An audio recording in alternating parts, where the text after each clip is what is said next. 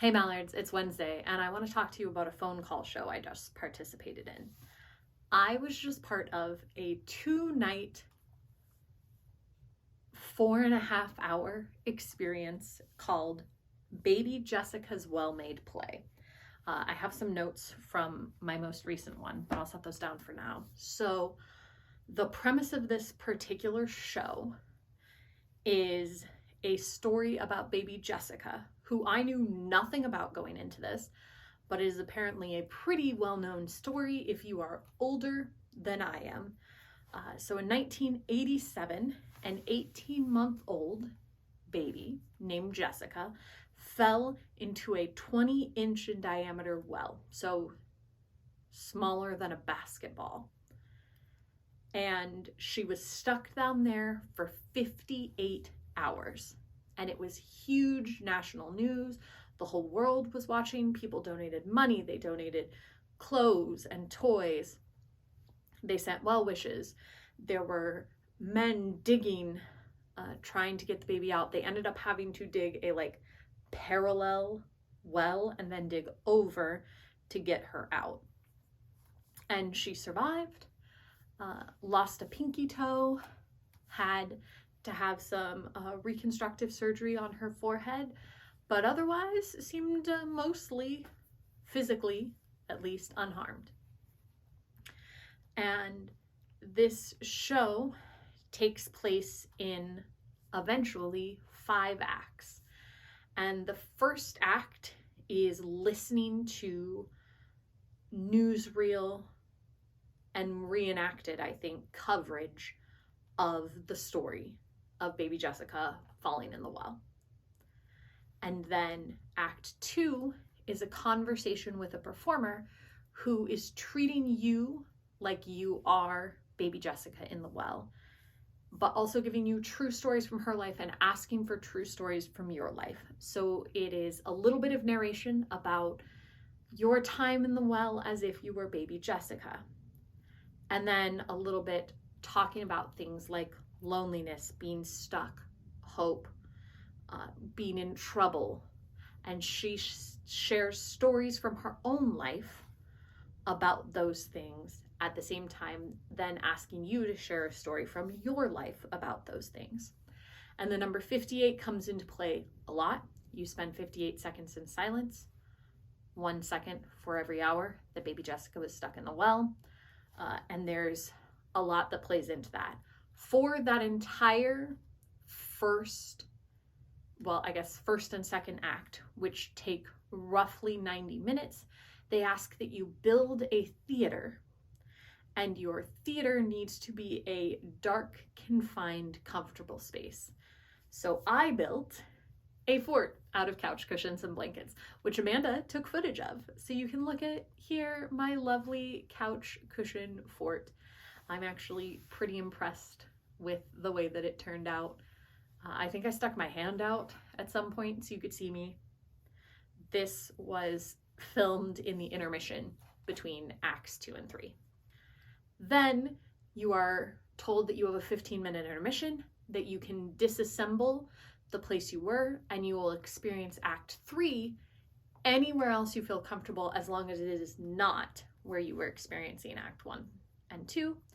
So I took a break, I disassembled my fort, and then I laid down on my bed, anticipating that when I came back, I would talk to that performer again. I wasn't sure where it was going to go, but I was thinking I would tell her about what I did during intermission, which included eating fortune cookies, and we could talk about the fortunes I pulled out of the fortune cookies, and just have a discussion about maybe what happened to baby Jessica after she got out of the well. Thought maybe it was going to be a follow-up. It was not. Instead, a voice told me, "Hello, my name is David, and I am also an audience member in Baby Jessica's Well-Made Play, and I am going to be spending Act 3 asking you 58 questions for the next 90 minutes. So then I was asked 58 questions by another person who had already been through Acts 1, 2, and 3 of the show. And we had a discussion about everything from important events in collective consciousness, to pop culture, things that we were really into, to whether we would want to be famous, to what we would do if we were rich, and sort of everything in between. And you get to one question, question 54, where they ask, what is one small thing that you would suggest that I do every day to make a little bit of positive change in the world? And that answer is written down, and you're told that it's going to be shared.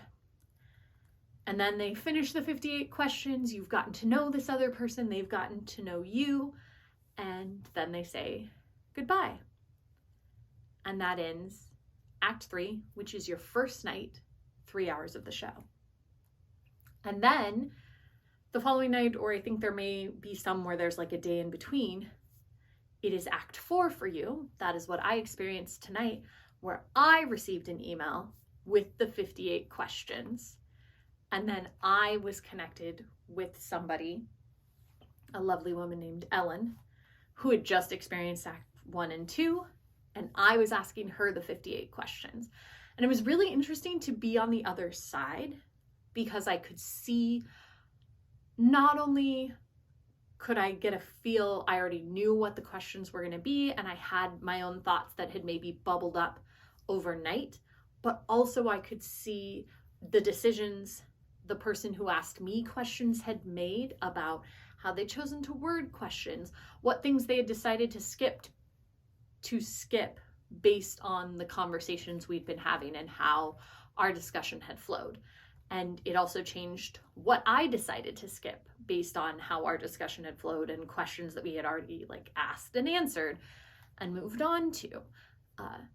And it was also really cool for me to take the things that had been said to me by the person asking me questions and the things said by the person I was asking questions to and my own answers and sort of weave the three sets together.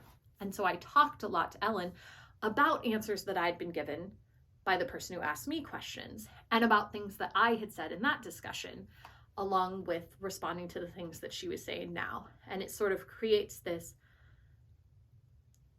lineage in the show that I thought was really cool and I really enjoyed. And then I finished the questions and I said goodbye, and in my instructions it tells me that they will be in contact for Act 5. And what I know is that once 58 people have experienced this show, then Act 5 will happen. And I assume Act 5 will have something to do with question 54 and all of the answers, because it does tell me that will eventually be shared anonymously. So I'm looking forward to seeing what evolves out of this show. I enjoyed the connection I got for this show. I really enjoyed talking to very different people. I am 35 years old, and I spoke to both of the people I spoke to, as well as the narrator of the feature, are all older than me. I can tell by the years that they do things. And it was interesting for me to get a perspective from people who were older than me, which is not a perspective that I get very often. A lot of my friends and a lot of the people that I spend the most amount of time with are either right around my age or younger than I am.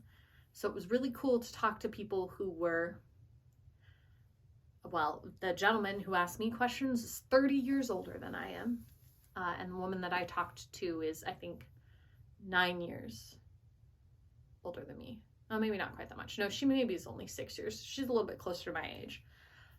And so it was neat to get different perspectives, to hear different things, and also see how our perspectives were different based on all different kinds of stuff. It's just always fun for me to, as an extrovert, connect to strangers. And I got to meet 3 strangers over the course of this show, so that's really great for me.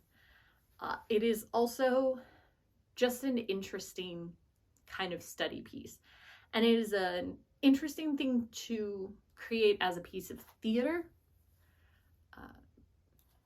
because it's certainly for Acts 3 and 4 less story driven in the traditional creating a theatrical story way and more based on connection. And I've done a lot of shows that are like this. I have found that there's a lot of pandemic based shows and a lot of remote shows where connection is at the core of them. And I think that a big part of them is bringing everybody together and creating and forging that connection. And I do think that that was really neat. And I had an enjoyable time, and I'm excited to see what's next. The other thing I really enjoyed that I may be kind of obsessed with, and I'm going to talk to Megan about for our future if we decide to do phone call shows, it was done through Zoom.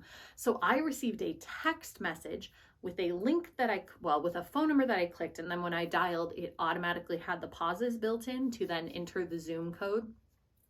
And then I was dialed into the Zoom show. And that was really cool and not something that I had ever even thought of. The fact that you could do these phone call shows through Zoom, because doing it through the Zoom interface allows for other people to be on the call very easily. So you can have a stage manager who can like step in if anything's going wrong. There was always the option for me to say hold if I needed help from somebody. And it allows you to create soundscapes in a much more encompassing and dynamic way than you can with just a traditional phone call where you need to like hold a speaker up to the phone or something like that. So I thought that it was really cool. It is different because instead of me receiving a call, I had to dial in, but I didn't really find that to be a barrier. I thought that that was totally fine. And the Zoom interface would allow you to provide numbers for anywhere in the world, so you're not worried about sharing with people from other countries because they can dial a local number to get into Zoom.